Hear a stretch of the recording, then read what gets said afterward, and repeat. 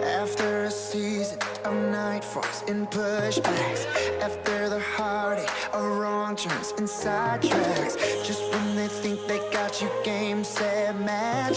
Oh, oh, oh, here comes a comeback.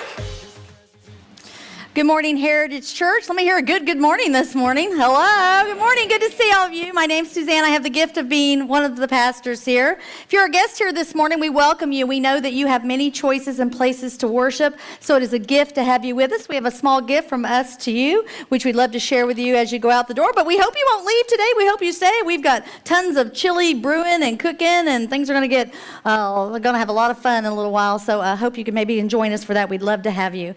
Also want to all those that regularly attend, and as you came in, you were handed a connection card. This is your communication card with us. If you would pull this out and give me a little wave so I know that you've got it. If you would be so kind as to fill your information out, you'll drop it in the offering bucket at the end of the service. Our prayer list is maintained online. We pray over those needs each and every week. We've had several people in our congregation. Gina Romine lost her mother. We had the Al Lawler, his family lost a family member this week as well. And so just be lifting people. There are people hurting around us all the time that we need to make sure that we're lifting them up in prayer. Also wanted to thank you all so much this morning for being flexible. What's the word of the day today? Flexible, because some of y'all, we moved your cheese, didn't we?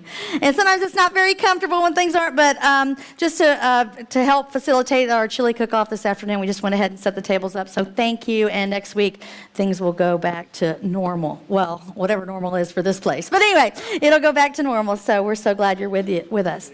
We are continuing and concluding today our Epic Fail series. And in this series, we've been looking at this concept of failure. And we're in the season of Lent. And if you didn't grow up with Lent, Lent is the time of year where we look at ourselves. We examine our lives. We think about the things that we need to repent from with God, and we spend some time in reflection. And so this series has been a heavy series because we're talking about failure, right? I mean, when's the last time you were with a group of friends and you said, hey, let's talk about failure? Right? I mean, that's probably never happened. Hashtag never, right?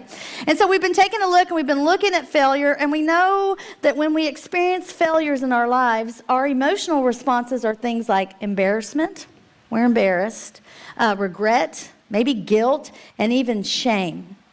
But this whole series, the whole point has been for you to know this, that God does not want you to stay stuck in failure. You do not have to live that way.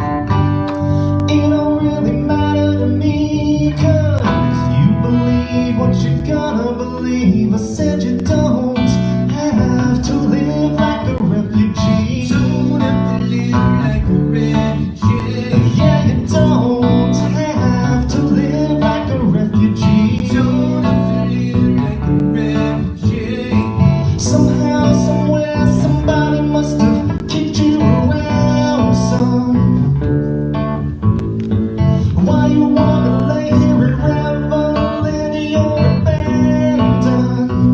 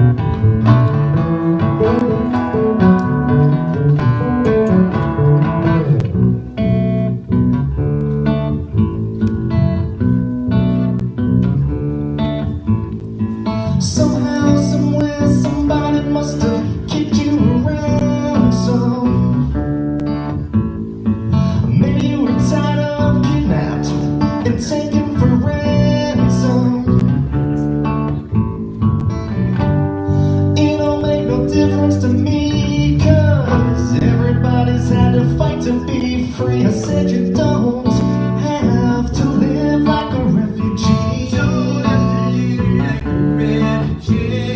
Yeah, you don't have to live like a refugee. Don't have to live like a refugee. Yeah, you don't have to live like a refugee. Don't have to live like a refugee. Yeah, you don't have to live like a refugee. Don't have to live like a refugee.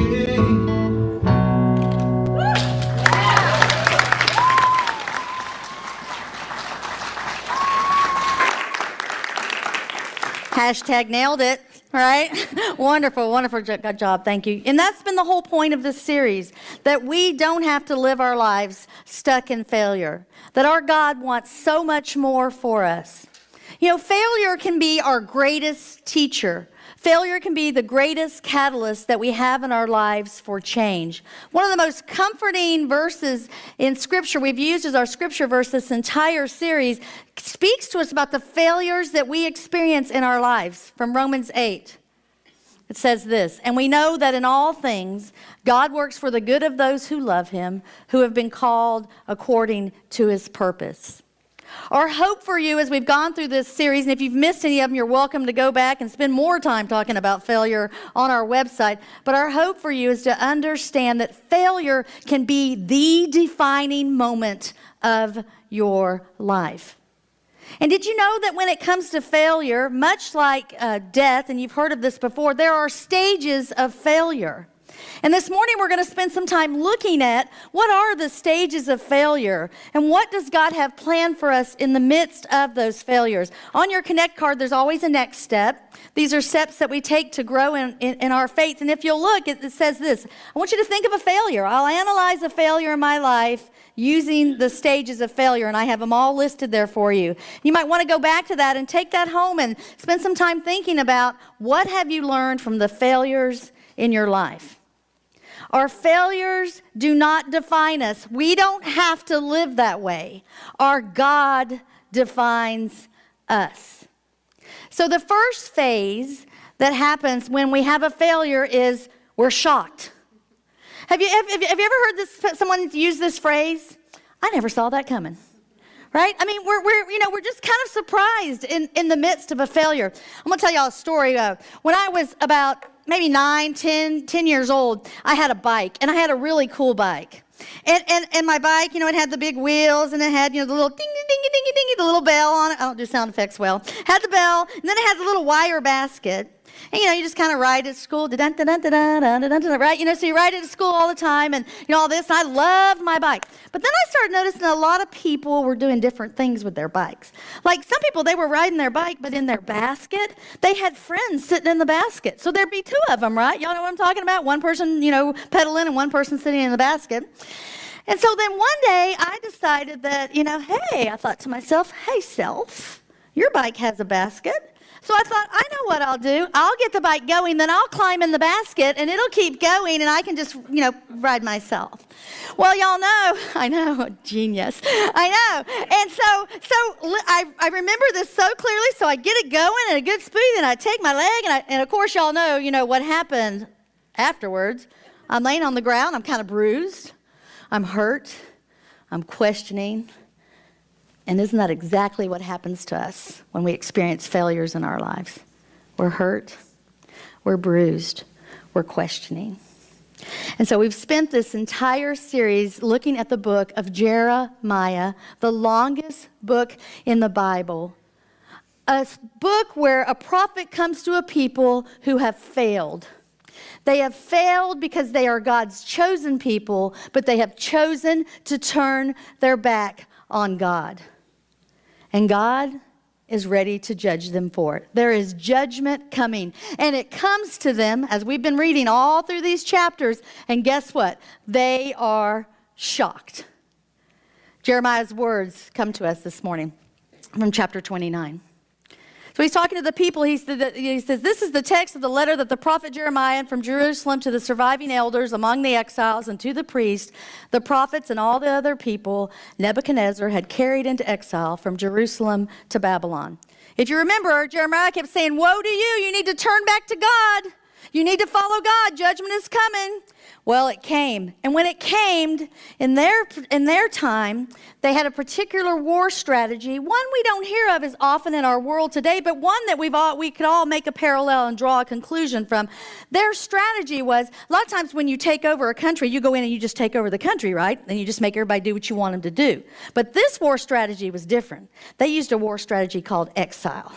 So they come into your country, they remove you from your home, they remove you from your family, they remove you from your friends, they remove your job from you, they remove your language, they send you out. You are banished, you are in exile, you are gone. And this strategy, you know what it's designed to do? It's designed to break a person's spirit, to break you emotionally, to break you spiritually. And the exiles, those people who were exiled, that's who we're going to talk about. Because in our lives, sometimes when we experience failure, we feel like we are exiled as well. And just like me, on that day when I went off the bike, I sat there on the ground wondering, well, how did this happen? You know, the exiles probably did the same thing. How did this happen? But you see, they didn't have to live a life like that. They didn't have to live a life of exile because failure didn't define them. Their God defined them. The next stage of failure is denial. We want to deny it. We want to distance ourselves from the failure. We're afraid those failure cooties might get on us. I mean, we want to blame somebody else. We want to make some excuses. And we really, sometimes we just want to quit. And those exiles, they weren't any different. They found themselves in a strange land with people they didn't know. And Jeremiah says these words to them. You know, they probably, if you think about it, they were probably a little afraid of what Jeremiah was going to say. Because, you know, Jeremiah had been telling them, what do you think, you know, what might could have come out of his mouth? I told you so. But here's what Jeremiah had to say. This is what the Lord Almighty, the God of Israel, says to all those I carried into exile from Jerusalem to Babylon. Build houses and settle down. Plant gardens and eat what they produce. Marry and have sons and daughters. Find wives for your sons and give your daughters in marriage so that they too may have sons and daughters. Increase in number there, do not decrease. See, they're being told there that they are to continue to live, to continue their lives. When you're in exile, most of the times, what do we want to do? We just want to quit. But they're being encouraged to continue. You see, when we have a failure, we can't always control the circumstances, but we can control our response. And our response to failure is, you know, kind of like our response to a lot of things. Some of us will fight it. We're just going to fight the failure. We're just going to keep fighting it. And we fight it for decades. We lug this failure around, like in our own little personal failure wagon, right? And we're living off the effects of something that happened 10, 20 years before. So we'll fight it. Some of us will do what's called flight. We just act like it never happened. We just run away from it. We don't want to face what happened. And then some of us, we just freeze. And we stay frozen for a very, very long time. So much that our lives are practically on pause. And we're paralyzed in the midst of that failure. But our God wants us to continue to live, to continue the journeys that He has put before us. You see, we don't have to live that way. If we are frozen, if we are paralyzed, if we've ran away, if we're still fighting it, we don't have to do that. We can seek wise counsel, as Scripture asks us to do. We can get help to get over that. And we need to understand that all forward motion counts. You see, we don't have to live this way. We don't have to live our lives in denial, because denial doesn't define us. Our God does. And the next stage is the stage of anger. Y'all know that one. You know somebody's working through where something bad has happened to them, or they've had a failure, or they've had a tragedy in your life. You know they're working through things when they get angry. You ever been angry? Just so mad. And you know that anger is hurt with a mask on. And anger is the stage where we can get bitter, And anger is a stage that we don't want to get stuck on as we're walking through our journey of failure. We don't want to get stuck there. And these exiles, they were probably a little angry. I mean, we'd be angry if we went home today and someone said, get in a car, you're gone. Leave everything you know, everything is familiar. They were probably a little bit angry in the midst of all that. Jeremiah says this to them. Also, while you're learning to live again, seek the peace and prosperity of the city to which I've carried you into exile. Can you imagine? Pray to the Lord for it, because if it prospers, you too will prosper. You see, when we're in the midst of our anger, in the midst of our failure, we really don't want to pray for much of anything, do we? And it's during this time that, we want to lash out at somebody. And so we lash out at people, we lash out at God. And when we need God the most is when we pull away the fastest. And here's the deal, God can take your anger. God can take it. Let him have it. God can take your anger. And I bet you those exiles, I bet they were pretty angry. You know what Jeremiah is encouraging them to do? He's encouraging them to learn to forgive. Forgiveness can be so very, very hard. We can't sometimes even forgive ourselves. And sometimes we have a harder time forgiving ourselves than we have forgiving other people. When we are going through the stages of failure, sometimes we can feel powerless. But if you want to take your power back, if you want your power back and you are tired of being stuck in failure, one of the best ways to take your power back is to begin to forgive. Jesus knew that. That's why Jesus said these words to us, pray for your enemies. You ever prayed for your enemies? Oh, so hard, isn't it? Yes, it's so hard. But you see, that's when healing is on the horizon. And like this, Jeremiah said to those exiles, that's when they'll prosper, that's when we'll prosper. But we don't have to live life. We don't have to live our lives this way. Failure doesn't define us. Our God does.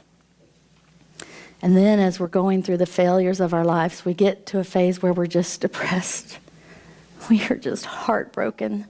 And we don't know what to do with the loss that has occurred in our lives. This is the place where we internalize our pain. This is the place where we are at our lowest point. We are most vulnerable when we are depressed. It's the moment when the fullness of the failure sits on your heart. And those exiles, they had to feel it. And many of us, we have felt it. And so Jeremiah speaks to them. He says, yes, this is what the Lord Almighty, the God of Israel says. Do not let the prophets and diviners among you deceive you. Do not listen to the dreams you encourage them to have. They are prophesying lies to you in my name. I have not sent them. You see, in the midst of everything that was going on, there were all these people running around. And whenever you're sitting in the midst of failure, you're sitting in depression, there's a lot of people got a lot of things to say, don't they? And these people had a lot of things to say. You know what they were saying to the exiles? You should resist. You should revolt.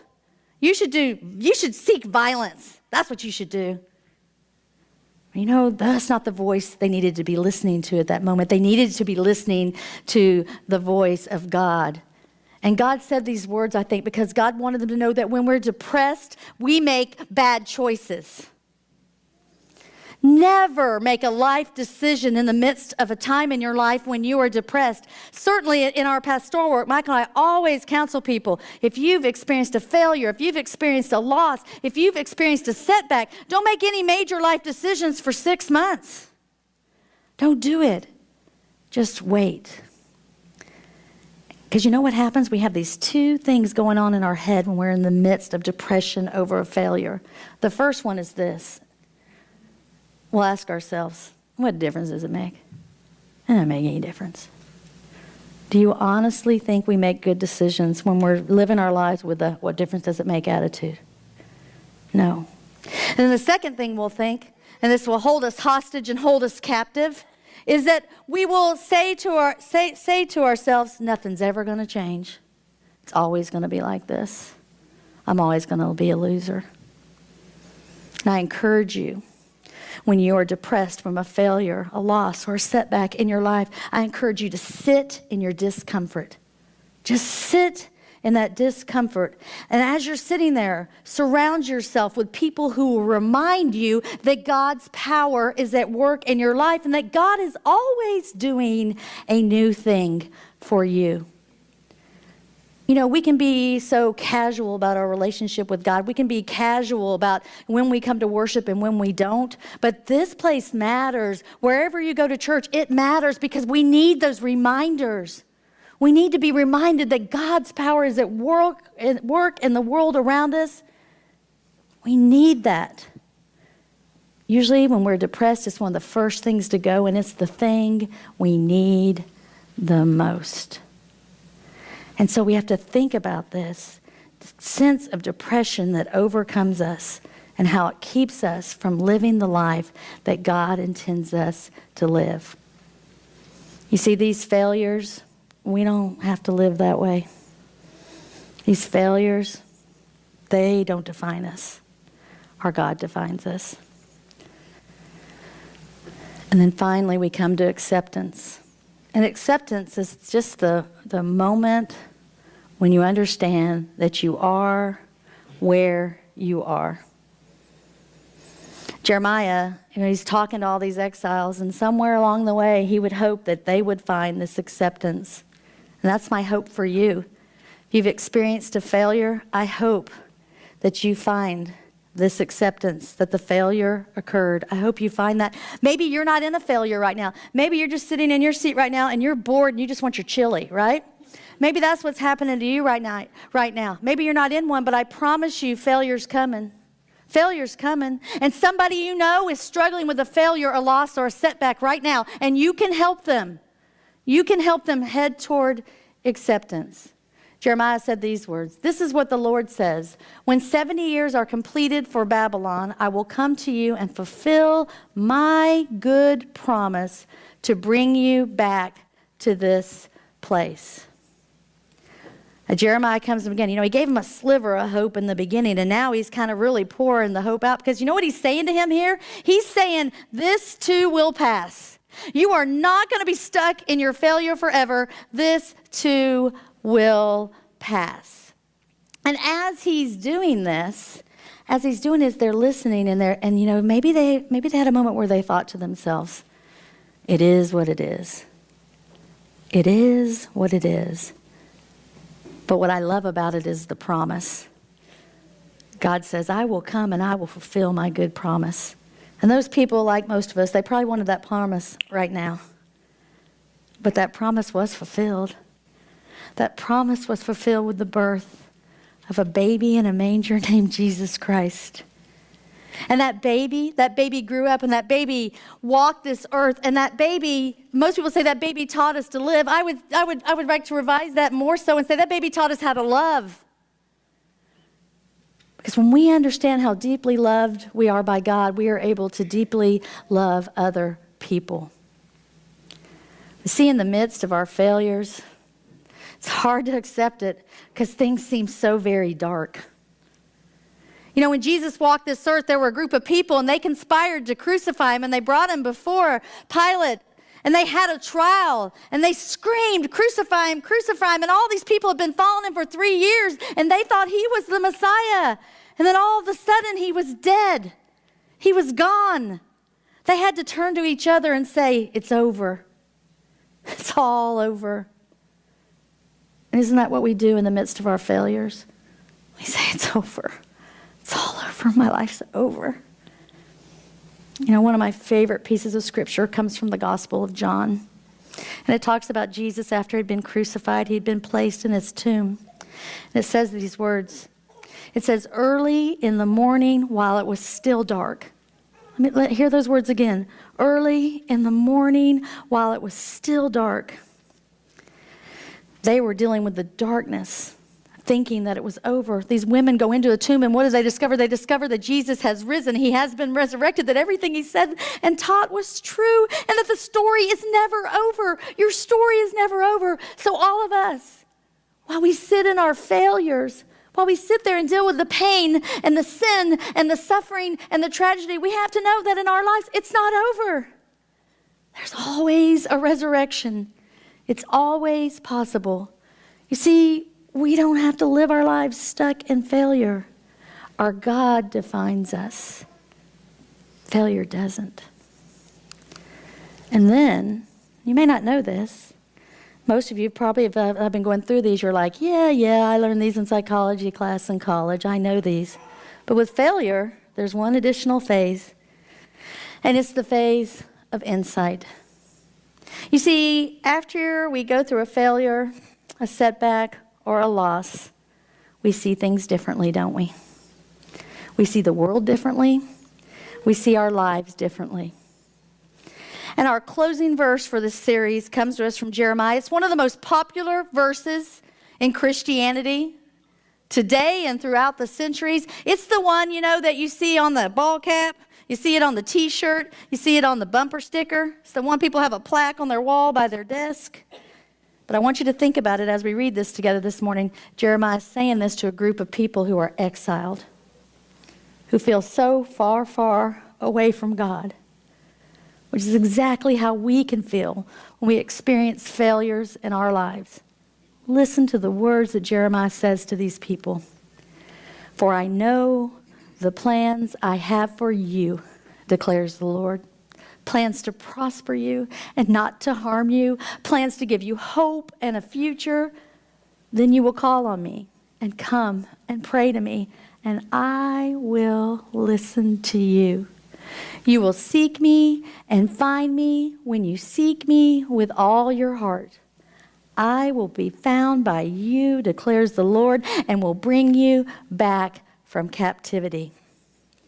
You see, when we're stuck in our failures, we feel like we have been abandoned, but our God is always there. That day I got on that bike, I was a little arrogant, thinking I could, sit in the basket and do the pedals. But if you think about it, when we face failures in our lives, we're often a little arrogant in the same way, thinking we can do it all by ourselves. Our God wants to ride with you through the failures of your lives. Our God wants you to know that all things work together for good for those who love God.